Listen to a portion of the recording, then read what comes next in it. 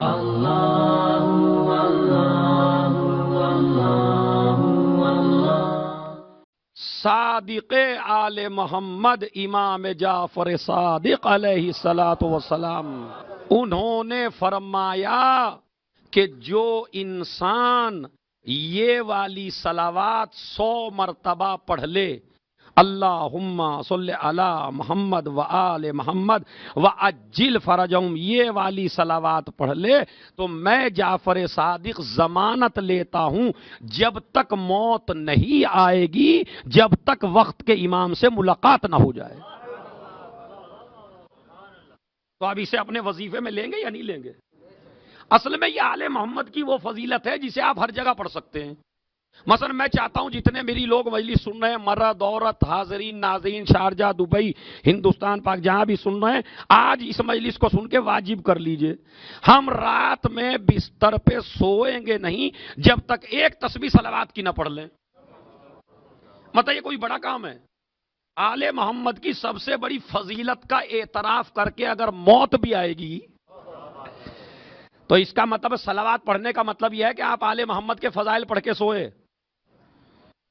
اچھا اس کو پھر ہدیہ کر دیجئے، مثلا اپنے بزرگوں کو تسبیح پڑھیے، اس لیے کہ کنجوسی سے کام نہ لیجئے کہ اگر میں صلوات پڑھوں گا تو یہ تو میرے نامہ اعمال میں کمی ہو جائے گی۔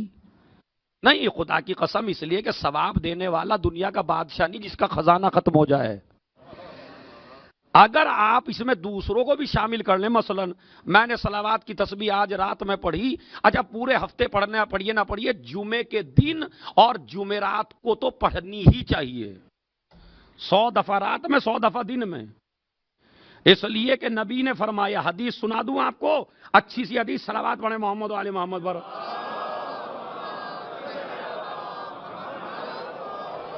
دیکھیں کیسا ایمان تازہ ہوتا ہے، آپ انشاءاللہ بالکل ایسی حدیث ہے جو آپ نے سنی نہیں ہے۔ بسم اللہ الرحمن الرحیم، نبی نے فرمانا، من صلی علی فی الصباح 10 مرہ، جس انسان نے صبح کے وقت مجھ پہ 10 مرتبہ صلوات پڑھی، پھر آسان کرتا ہوں، جس انسان نے مجھ پر اور میری آل پر 10 مرتبہ صلوات صبح کی نماز کے بعد یا صبح میں پڑھی، محیت عنہ ذنوبہ 40 سنہ، اگر خلوص دل سے 10 مرتبہ میری اور میری آل پہ صلوات پڑھ لے تو اللہ اس کے 40 سال کے گناہوں کو معاف کر دیتا ہے۔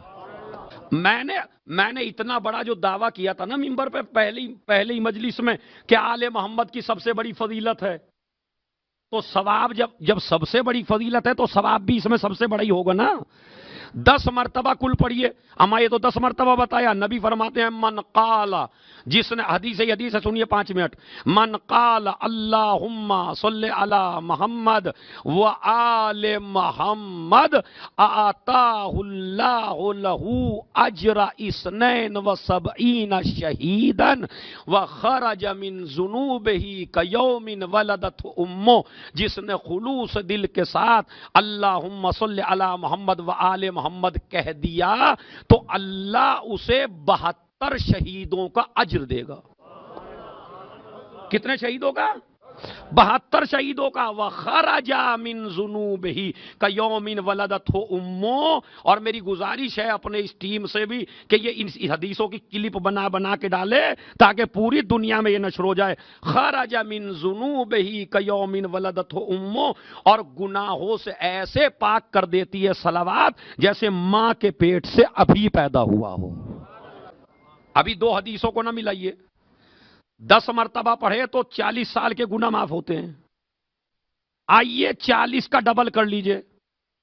نبی فرماتے ہیں من صلی علی فی یوم الجمعہ 100 مرہ، جو انسان جمعے کے دن 100 مرتبہ مجھ پر اور میری آل پہ صلوات پڑھے، کل پڑھیں گے یا نہیں؟ پڑھیں گے تو ابھی پڑھ کے دکھائیے پھر۔